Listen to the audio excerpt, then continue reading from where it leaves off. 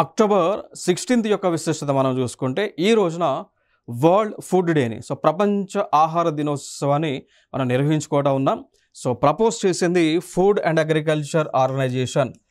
Food ఆహారానికి సంబంధించి అదేవిధంగా వ్యవసాయానికి సంబంధించి అటువంటి ఆర్గనైజేషన్ ఏదైతే ఉందో వారు ఈ యొక్క దినోత్సవాన్ని జరపాలి అనేటువంటి ప్రపోజల్ తీసుకొచ్చారు. అది 1979లో. వాళ్ళైతే మొట్టమొదటిసారిగా ఎప్పుడు సెలబ్రేట్ చేశారు అంటే 1981లో ప్రపంచవ్యాప్తంగా కూడా సెలబ్రేట్ చేయడం జరిగింది.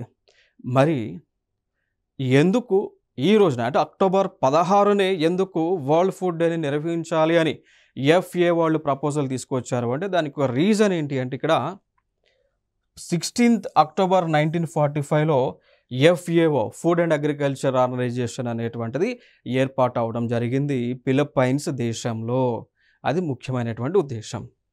దీని ద్వారా ఈ దినోత్సవం ద్వారా ఫైట్ హంగర్, ఆకలి మరణాలు లేకుండా ఏ విధంగా ఉండాలో చర్యలు తీసుకుంటూ ఉంటారు.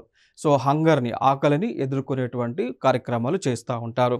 అండ్ ఎన్ష్యూర్ ఫుడ్ సెక్యూరిటీ అంటే ప్రజలందరికీ కూడా ఆహార భద్రత కల్పించడం, ప్రజలందరికీ కూడా ఆహారాన్ని అందించేటువంటి కాన్సెప్ట్ ఈరోజు చేస్తుంటారు.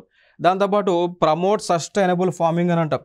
అంటే సుస్థిరమైనటువంటి సేద్యాన్ని చేయటం, అంటే వ్యవసాయం చేయడమే కాదు వ్యవసాయం నుంచి ఎక్కువ మోతాదులో ఉత్పత్తి సాధించేటువంటి ఆచరణ ఏ విధంగా చేయాలనేటువంటి దాన్ని ఆలోచన చేసి ఎంకరేజ్ చేస్తూ ఉంటారు ఈ రోజున వరల్డ్ ఫుడ్ డే రోజున.